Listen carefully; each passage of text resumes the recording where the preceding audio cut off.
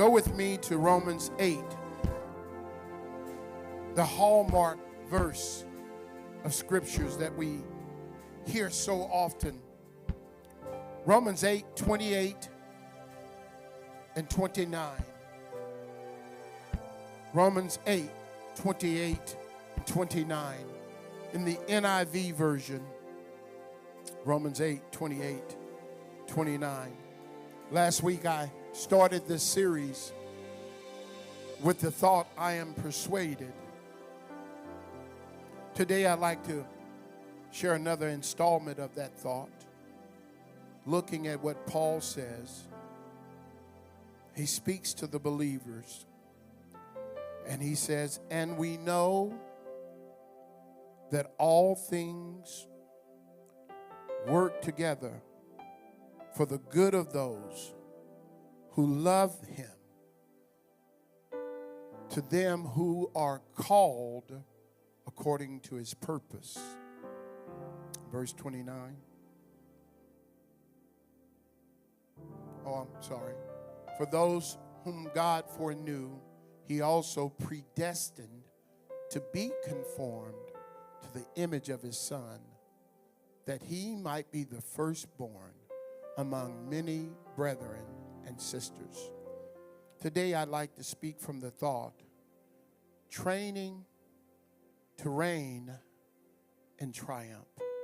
Training to reign in triumph. You may be seated. Training to reign in triumph. We will release our youth at this time, that they might have church and receive a word that will be more to their level. Thank you, parents, for parenting and not allowing your kids to stay home, because you know they will. And they think that's to their betterment, but it is not. Thank you for parenting. I started last week talking about I am persuaded. And I was looking last week at Romans 8, 35 through 39. And it started by asking the question, what will you allow to separate you from the love of God?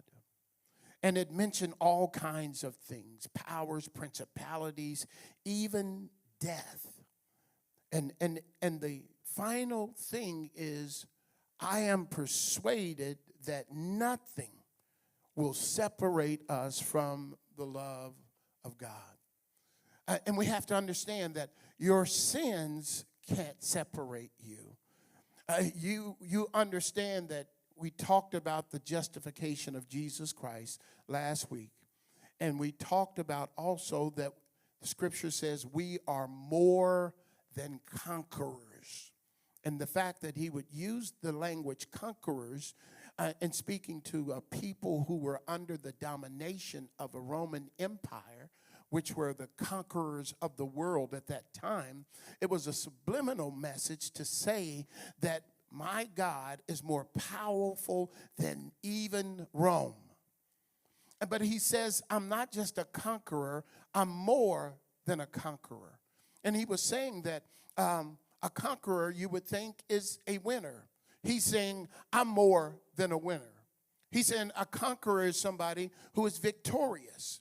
And he's saying again, I'm more than victorious. And when you think about all of the things that Paul talked about, I'll let nothing separate me, not even life or death. No principalities, no powers, nothing shall separate me. What we come to understand that when we are in Christ and Christ is in us, that we are really invincible. So even if I die in this body, that's not the end of it. What God is letting me know that there's nothing too hard for him. So when you run against hard things, you have to be persuaded that you're more than a conqueror. You're better than whatever is coming against you. You are going to get the victory, but it's kind of like watching a race. And many times the Bible compares us to being in a race. But it's like watching a race, and you watch the team that starts and they're a little bit behind. Some folks would quit and give up because they're not persuaded they can win. Do I have anybody that's persuaded no matter where you are right now, you know that you're a winner? And that's what we have to hold on to, because even a champion can get knocked down, but what makes that champion get up after being hit and knocked down and losing and disoriented, he or she has to realize that greater. There's something on the inside of me that quickens me and makes me say, get up. You're not going to stay down. Get up. Shake yourself. Get up. And we have to be persuaded. And today I wanted to talk about training to reign and triumph. One of the things, as we looked at the passage of Scripture, it said that we know that all things work together for the good of those who love the Lord and are the called according to his purpose. He's got a call on us. And I need you to understand that one of the biggest problems with being called is sometimes when we're called, all Hades breaks loose in our life, and we all of a sudden are thrown into chaos. When God calls us, he does not call us for our comfort. He does not call us for our convenience. He disrupts our lives. He disrupts our plan. Is there anybody know that when you answered the call and it just turned everything around? Everything around. And it brings chaos because we were living according to our will and our way and our plan and not thinking about his purpose. But God is trying to show us something. He says, if anyone will follow me, they have to deny themselves, pick up their cross, and follow me. And one of the things we need to understand is that when we pick up our cross, we pick up our troubles. And we need to also understand that while God has called you to reign in triumph, you can reign and be over something, but not be triumphant over it. You could be in a position where you're in charge and you're running the organization, but you're running it in the ground. God says, I want you to reign in triumph, but I have to let you know something, that tribulation is training for triumph. Troubles is training for triumph. And many times we think, if God has called me to it, Mike, he should surely make a way. But God will call you to it and set an obstacle right in your path. Many times he'll call you to a thing, and he'll call you to something that looks like it's dead, but it's been waiting on the life that's in you to breathe life into it. But if you are walking in the flesh, you will get to the thing that God called you to and say, this don't look like what I had a dream for or what I thought the call would be. I'm still reminded when my wife and I first came down, and New Beginning was in one section of this church, and that was the whole church. I recall thinking, this can't be what God called me to. And I kept looking for options in other ways. This can't be it. Y'all heard me say that I'm looking, and my wife said, there it is. I said, that looks like a house. She said, but that's the address. It says right there, 401. You ever been called to do something and it didn't look like what you thought it would be? But if you work that thing with the Spirit and the power of God, God will take that thing and turn it around, and he will begin to, but it doesn't mean you're not going to have some trouble getting to the triumph. I come to let you know that trouble don't last always, but it's coming. It's part of the training. The trouble is part of the training. Y'all say that with me. Trouble is part of the training. Trouble is part of the training. One more time. Trouble is part of the training. So why are you tripping? If you know it's part of the training, why are you wrestling with it? I'll tell you why I wrestled with it. Because I didn't know it was going to be like this. I thought when I was living in the world and the devil, I was on his side. I thought when I got on God's side, it would get better. Because I was ignorant and I didn't understand that God uses the trouble to mature us to reign in triumph. God uses the trouble to mature us to reign in triumph. We like to say, new level, new devil.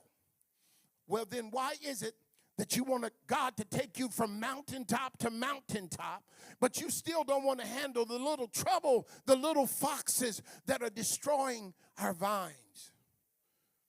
And it teaches us to learn how to trust God in the trouble. And see, what God is calling us to, he calls us out of our will and our way into his will and his way. And he doesn't care about our comfort. God uses the trouble to develop our character so we can set in the place of authority over it and not make it about me. You ever seen somebody who's in charge and it's all about her? As if she did something great to get there, and many times you say, man, you know the boss. You got here because you've been here a long time, they elevated you. But everybody knows you can't do the job, and you're so full of yourself, you won't even listen to people that God brought in there to help you. It's something that we need to understand. We have to learn to deal with the pain of the process. We have to learn to deal with the pain of the trouble. The trouble is going to buffet us about, but tribulation is part of that. And you need to know that this calling that God calls us, he's calling us with purpose. There is pain even tied to your purpose. I've already said the trouble, you were all right when you only had 3 people to supervise. But now you're over a division, it comes with more trouble. And I need you to know that the trouble is to equip you to triumph. And you all messed up because there's so much chaos going on. And how does the enemy cause chaos? He disrupts the communication. How can 2 walk together unless they agree? So come on, couples.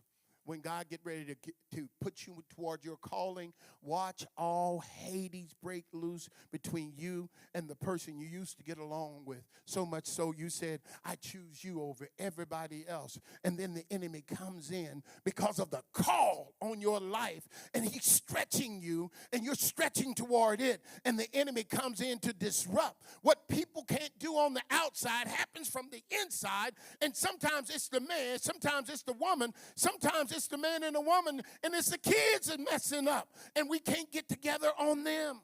Sometimes in the church, the house of God can be so divided because we don't understand before God puts you on another mountaintop of triumph, you got to go through another level of trouble, and everything has to be in alignment, and there will be opportunities for you to think this call was about your comfort. And now you're discomforted. And you're saying, what about me? What about me, God? Why do I have to be the one that? I need you to know that this thing that God is calling us to, this trouble. I'd like to say to you, and I hope you get this, I'm trying to get it for myself.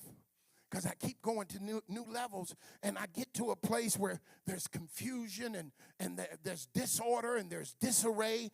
And especially if you're building, that means that the foundation that you're standing on, you're building it while you're trying to build on it. It's like flying a plane while fixing it. And everybody can't handle the chaos of building and the construction of it. And the pain that you experience in pursuing the purpose that's on your life, I need you to know that this pain that you will experience gets very personal. Why? Because the enemy knows where to attack you. His little demons have been watching you. They've been watching how you flinch when something messes with your self-esteem. When they don't let you, you know you are better than the other guy, but they gave him a scholarship that they got to honor, and they told him, I'm going to let you start, and you over there beating the stuffing out of him. Every practice, you wearing him, you go down in the paint, you back him up, you dropping it, and you still aren't getting your break. But I need you to know something, that you have to do whatever you're doing as the call of God, as if unto God. And you have to do that with the excellence that you're doing it not for yourself, so you're not mailing it in, but you're bringing everything you are to the table. And what will happen if you stay the course and keep on giving your best effort, sooner or later, your gift will make room for itself. But if you do it just because you're doing it for somebody else, sooner or later, you'll find a situation where you're not willing to do that. God, I don't care what you call me to do. That's just too much. And God's saying, I'm trying to mature you for what I called you, I purpose for you, and you can't handle the pain. That's part of the process that leads to your progress. But you forfeit because you can't deal with the pain. Look at John 15, 1 and 2. I need you to know, and this kind of messed me up. Jesus is talking, and he says, I'm the vine, my Father is the gardener. He says, watch this. He cuts off every branch in me that bears no fruit. We could understand that, right? While every branch that does bear fruit, why you cutting me, God? I'm bearing fruit. I understand you're gonna discard the ones that are not producing fruit, but the ones that are producing fruit, he prunes you as well. And the pruning, if you don't understand purpose, pruning feels like punishment. But what? Put it back up. Put it up. That the second verse again. He says, but I'm pruning. Why is he pruning us? That we will be even more fruitful. More fruitful. I was looking this morning, and I was sitting there, and I thought, I used to have 2 trees in my yard. One over the windows to the left side of the house, and the other over the windows to the right side of the house. A couple years ago, I kind of felt like the bush was growing too much. And I went over there and started cutting on it. Oh, I cut it down to its bare roots. Eddie comes in. He said, Pastor, Eddie's my gardener. He said, what you do to the tree? I said, I pruned it. See, God is not like me. I didn't know where to cut. There's a pruning season. There's a sacrificing season. And if you don't know how to cut this thing, but we're talking about Jesus, the master gardener. He is saying that I know what season I cut in the wrong season, and I killed it. It's no longer there. Eddie said, Pastor, we got to take this out. Some of us are dealing with pain, and we're cutting off what God has for purpose for you because you can't take the pain. You don't know what to cut off. You don't know what you're just pulling stuff off. I don't need that. And what God is saying that He's the gardener, and he comes in, and he knows just where to snip you. He says, I'm going to come in, and I'm going to trim you over here in your attitude. I'm going to come in, and I got to cut you now. I got to cut you. I got to cut you. Your little arrogant self. I got to trim you. And I know you're not supposed to think more highly, but you don't got to. I got to cut you. And sometimes we're going through stuff, and because of what's on us, there's a lot of pressure, and you don't know who's for you, you don't know who's against you, and you don't even know what to do. And God is saying, you over here cutting off something that I came to bring you life, and you done cut off the very person I sent. You fired him, you fired her. Why? Because they spoke truth to power, and you couldn't handle it. While everybody else is patting you on the back and stabbing you in the back. He said, look, that's why I left. But this thing that God does, it's personal. Woo! Every branch. And you know something? I just cut this off the tree this morning about 2 hours ago, and it's already starting to wilt.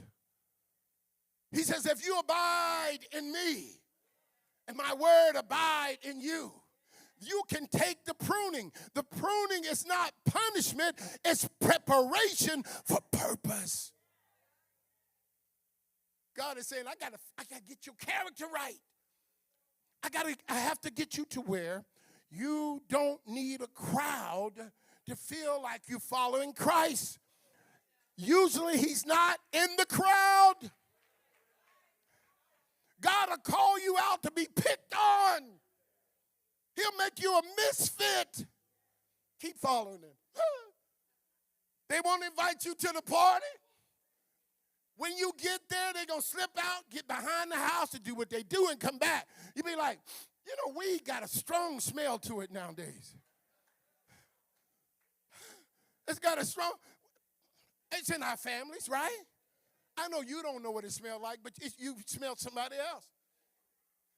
At the funeral, the repast, I was like, somebody is high up in. Don't act like it ain't. Don't act like it ain't in your family. There ain't no. Y'all know what I'm saying. I ain't trying to impugn them, just like my nephews. I go home, I know. Hey, Uncle Rob, what's up? Okay. Can I talk to you about, I want to talk to you about the word, man. I've been thinking about giving my life to Christ. You know what I do? I talk to him about the word. Alcohol, reefer, you know I'm old. Them drugs. Don't matter. Where did God find you? He found you somewhere. I need you to know that God knows where to cut you. He knows how to isolate you. And then what he's trying to do, he's trying to get you to stop depending on people and depend on him. And don't do your own thing. Bring your ideas before the Lord, and he'll tell you, yes, cut her. Cut. Get that one. And don't kill him, but cut him too. I'm going to tell you where to cut him. But see, if I'm doing my own thing, if I'm just man, I'm in my flesh, then the enemy will use the very thing that God brought me to strengthen me. But if I'm going through and I feel like pruning is punishment, then I start to look at God differently. If I'm going through and I feel like the trials, the trouble, the problems I should not have, I want to encourage everybody in here to lean into the trouble. Lean into the problem. I know it doesn't seem fair, but God is up to something. Look at Romans 5:3-4. I love this. I need you to lean into it. I need you to lean into it. He says here, Romans 5:3-4. He says, not only so, but we also what? Glory. How you glory in suffering? How do you glory in sufferings? The only way you can glory in suffering is you got to know that suffering produces perseverance. And perseverance, verse 4, character. And leave it there. Perseverance, character, and hope. See, if I don't know that I'm struggling and I feel like I'm being punished, and I feel like, God, I'm producing fruit, everything is growing, why am I still going through? He's saying, I'm taking you, Rob, to another level. The character needed here is not what's needed here. I need to teach you. I've gifted you so much. Now I'm talking about me, but I'm talking about you. I've gifted you so much, and you're so gifted that if I didn't let you go through trouble, you would never even pray. You wouldn't. Why you need to pray? You're so gifted. You don't need money. You can hire new people. But I need to get you somewhere where you can't hire your way out of this. You can't talent your way out of this. I'm using this trouble because I need you to have the kind of character that's shaped in my image. So you don't do your thing, you do my thing. So when I put you on the top in your triumph, you learn to reign in that triumph. And it's not about you because you couldn't get yourself there.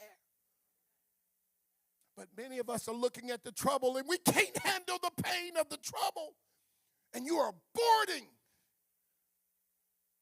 what God called you to for purpose because you can't handle the pain of it. And the reason you can't handle the pain, you have the wrong perspective. You thought the pain came to destroy you. No, it came to prepare you for your destiny. You can't get to purpose without the process. And there's always going to be pain in the process. And God is saying, when I prune you, and you can get all messed up because I felt the same way. Like, God, all I gave up, and it's fruitful. Why can't we just roll like we've been rolling? He said, no, because where I'm taking you to, I need you to not be so dependent on you. But that word no was to have an intimate understanding of what God said. Have an intimate understanding of what God is saying to me. So now I can call on the name of the Lord in the midst of that thing because I can't figure it out myself, but I can walk it out with him. And I know it doesn't seem fair. Look at your neighbor left and right and say, it just don't seem fair. It doesn't seem fair to go through all the pain and all the trials. Am I the only one? I know I told you to look at your neighbor, but some of y'all did that religiously. But let's do it one more time. Am I the only one that feel like it ain't fair? Lex, after all you left? Come on, man. After all you've been through? You would think by now God would save all of your family. It ain't fair. As good a woman as you are, you got rid of that knucklehead, and it seemed like, God, what are you waiting on? God, what are you waiting on? What a girl got to do? Especially when you're fruit, you say, I locked it up. I ain't taking anything. God, I'm waiting on my Boaz, but I'm starting to feel like one.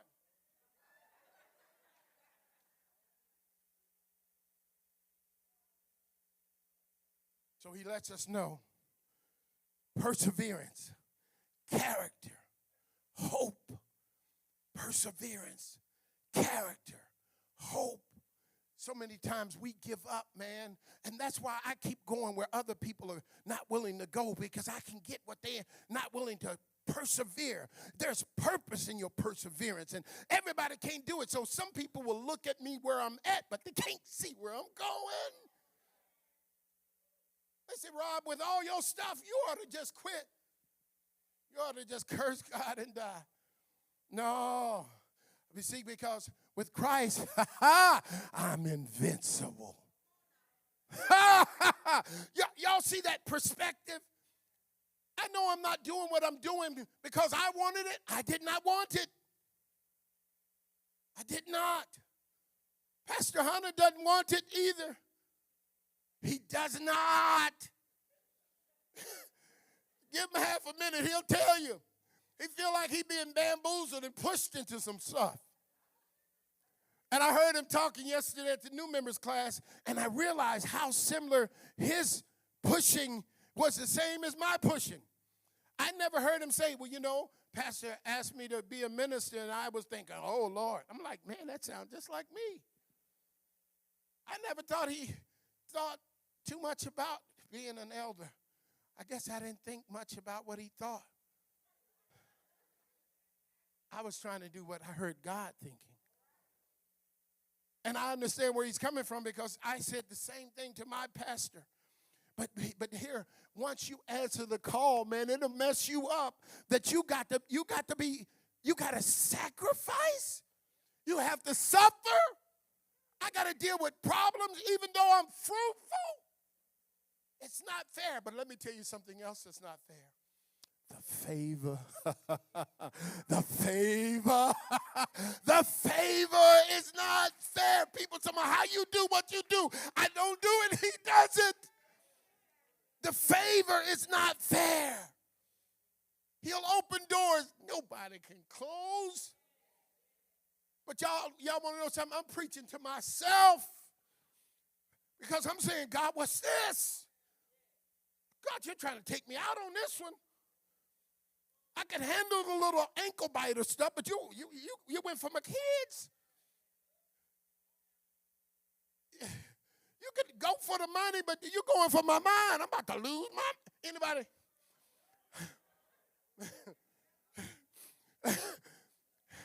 This guy, you know, wait, you know, and God is saying, I'm trying to do something. The pain that God is using, he's trying to discipline us. And don't go there, but Hebrews 12 and 11, it says, no discipline seems pleasant at the time, but it feels painful. But later on, it produces a harvest of righteousness, peace for those who've been trained in it. It reminds me of disciplining my children. We disciplined them early and often. People they were looking at us strange when the little 2-year-old that's showing a little bit of defiance, and right underneath his little pamper, you just hit him with 2 fingers. Pow, pow. It does something to his mind. Goes right there.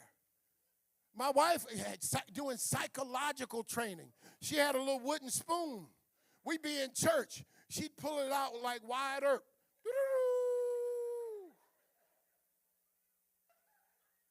All she would do is look at them and pull out that spoon. Sometimes it got so trained that sometimes she didn't even have to pull out the spoon.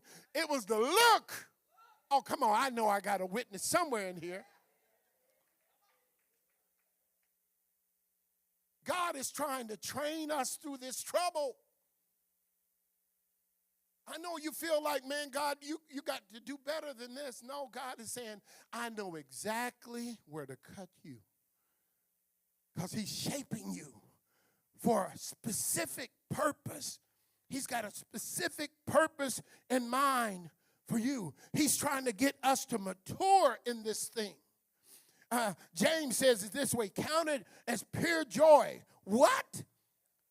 My brothers and sisters, when you fall into diverse situations, count it as what? James was tripping. He said, count it as joy because I recognize Jesus endured the cross, despising the shame, because he knew there was a greater purpose in his suffering. And the enemy is trying to get you to abort and not go through the pain. Every mother in here knows in order to bring life, you must be willing to endure the pain. Well, it's the same thing in the purpose God has for us. We have to be willing to endure the pain. We have to have the kind of character to do the right thing when the easy thing would be to do the wrong thing. It would be easier to do the popular thing. It would be easier not to address it in the full-throated way that God gave it to you to address. It's not a trial for them.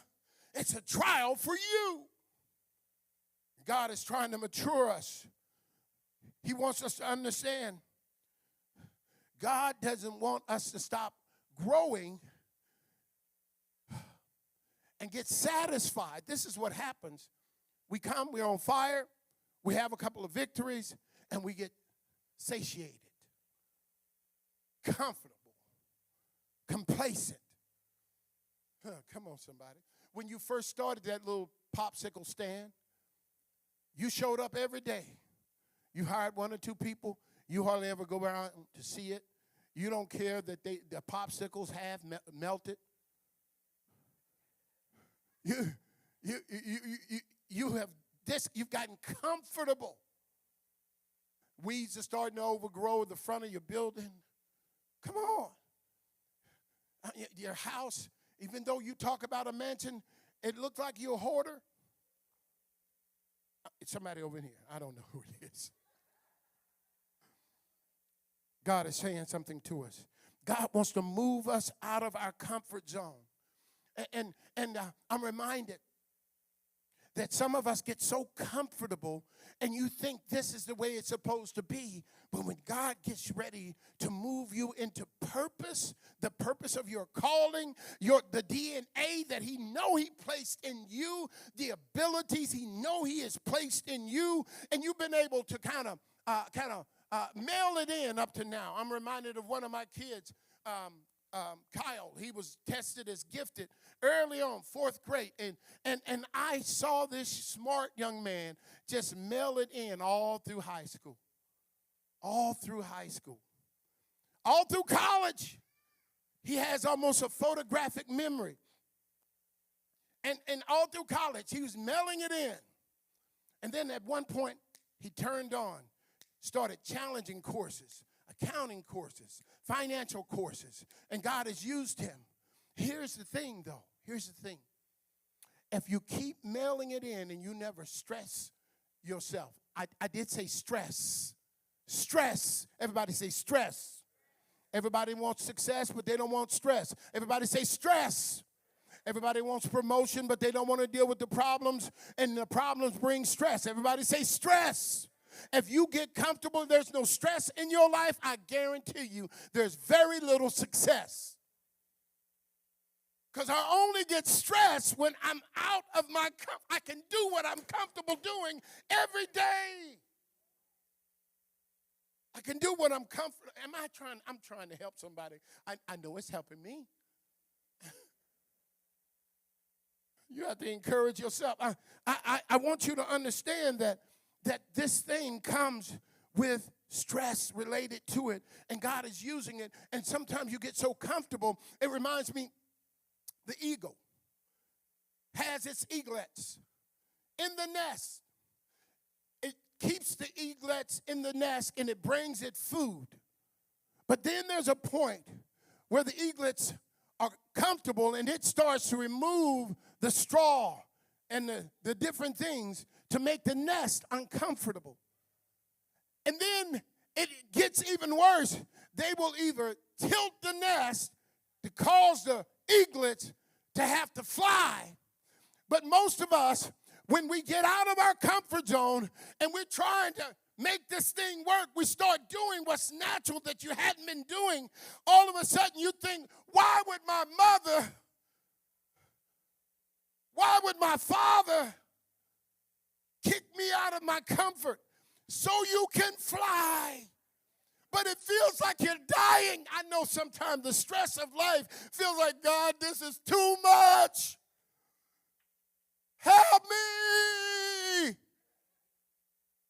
And before you know it, what's always been inside of you. I don't even want to know what this looks like on TV. I won't even do it again. Just didn't feel right. But after a while, I know the challenge course was hard. You made you study. Am I talking to anybody? Jared, I know I'm talking to you.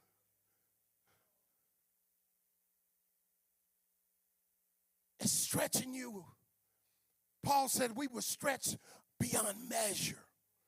He says we feared for our lives to fulfill the gospel. So God will put a purpose on your life. He'll allow pain in your life. He'll allow trouble in your life because he's trying to build up some perseverance, some character, and some hope.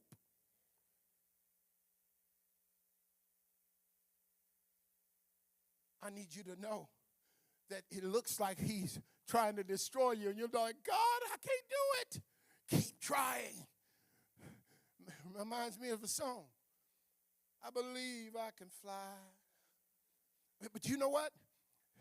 When God puts you in a situation that's above where you've been comfortable, you've got to believe. You got to, and you got to speak that thing. When they give you a new assignment, you don't tell them, well, I don't know nothing about birthing no babies. I don't know anything about this. I don't know anything about that. Shut your mouth and learn to fly at this next level. Understand that God is up to something. Don't become satisfied with just having church. See, we get comfortable just having church, and you won't even take this word home with you. You're comfortable just letting me come in here and preach at you, and you just say, oh, well, I got the word. That was good. You know, I wish he had done this or wish he had done that. But God wants you to prosper and be in health. He wants you to have life and it more abundantly. But we can get satisfied just in church, just having church. And God is trying to show us something. He says, I have called you. I know the plans I have for you. I know the talents I have for you. Yesterday I was talking to the new members, and I asked them what was a gift they had that most people wouldn't know they had. Ralph tried to give me some soft shoe answer. Twice he tried to give me. I said, I don't want that. He gave me something, I don't want that. Then come to find out, this man, he can bake. He said, Pastor, I can throw down and I can bake. You don't find many men that can bake, or even nowadays that will even say they can bake. But he had all of these gifts that he didn't even think about. Sometimes God will allow us to go into these trials, and it'll make us stretch to do it. Y'all want to see some stretching? Y'all keep your eye on Alexia Hunter. Y'all keep your eye. She's about to get stretched. I'm going to be watching, too. Oh, yeah, you can stop looking at me like that. I'm talking about you. She looking at me like, I can't believe you going there. And you know what she got? I could tell. I'll get you. We can't hide it, right? While I'm looking at you all are looking at me. You're seeing me grow. You're seeing me struggle. I'm seeing you struggle as well. But what God has called you to, I need everybody to get comfortable with the trouble. You're trying to grow that business, it's supposed to be hard. The level you're going to, it's supposed to be more difficult. If all you wanted to do was go and work at McDonald's, there's nothing wrong with working at McDonald's, nothing at all. But you just don't have to have the same requirements to be eligible. At what level are you willing to struggle? At what level are you willing to have trouble? I'm saying, God, I'm asking for 30 more years because I feel like he's showing me some stuff, and I'm like, I don't know how I'm going to do it, but I'm going to enjoy climbing. The last thing I want to say to you is God knows what he put in you. He knows the call that's on your life. He knows the purpose that's on your life. I want you to see trouble and sacrifice and stress differently. Now, if you are in your, it doesn't matter, because I was getting ready to give an age to it, but there's always a new thing you should be stretching to do at whatever age and place you're in. Because when it's over, you can rest for all eternity. And as God keeps stretching you and giving you trouble, make sure that you have good counsel. Make sure that you know that everybody can't go to the next level with you.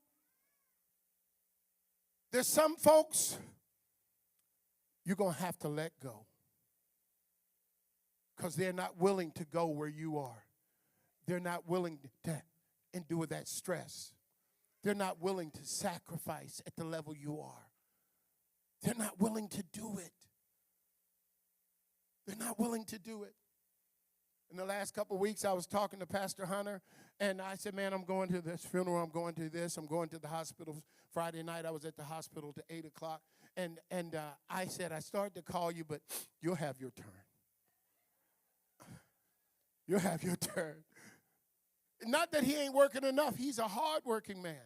But I recognize everybody ain't willing to do it. Everybody's not willing to support you doing it. Sometimes, if Jared didn't have Chelsea's support and vice versa, neither one of them could make it. She's getting ready to get her PhD, and he's a nuclear scientist, something. For the last 2 years, he's being stretched. What is God trying to stress you in so he can prepare you? The pain of what you're going through right now is for the purpose that he has for you at the next level. What is he trying to do in your character? I'm reminded in Jeremiah, it talks about the potter and the clay. Jeremiah is talking. If you have it, go ahead. Jeremiah is talking, and God says, go down to the potter's shack. I want to show you something. And when potters take the clay, they usually slam it down first. Then they go to kneading it and pushing on it and prying on it. And then as they start working on it, they use the water of the word. They use the water to make it more supple. And sometimes it's formed and marred, and it doesn't look like what God called you to.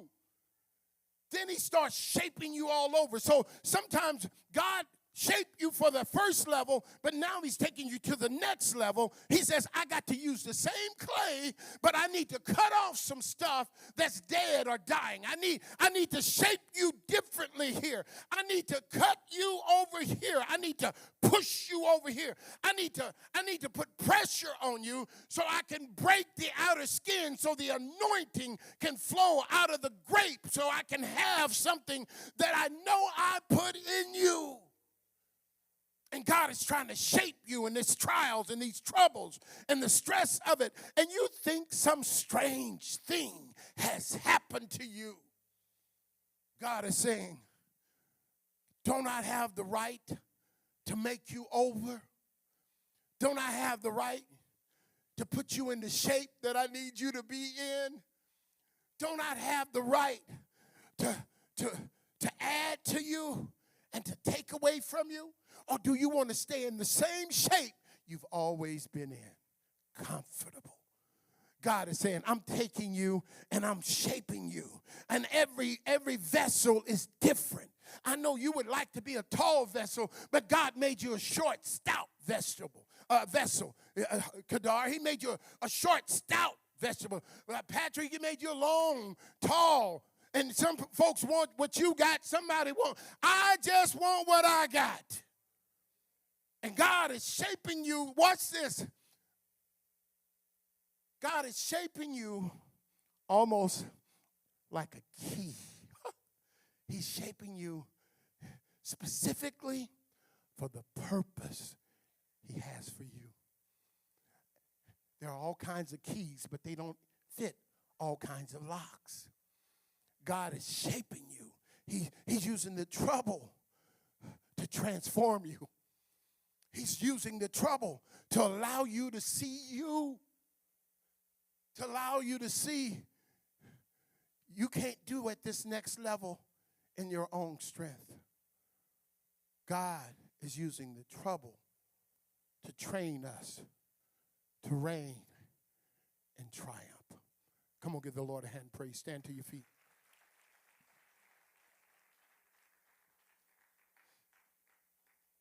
He's using the trouble to train us to reign, not just reign, but to reign in triumph. And some folks you're blowing it because you think you've been through enough already. And why? And we say things, Sherry Boyd, we say things like, we almost rehearse the scripture, God will put no more upon you than you're able to bear. And we say, God, why? I don't want to bear this much. That's too much. And God is saying, I know the plans I have for you. Don't let the trouble cause you to abort the purpose.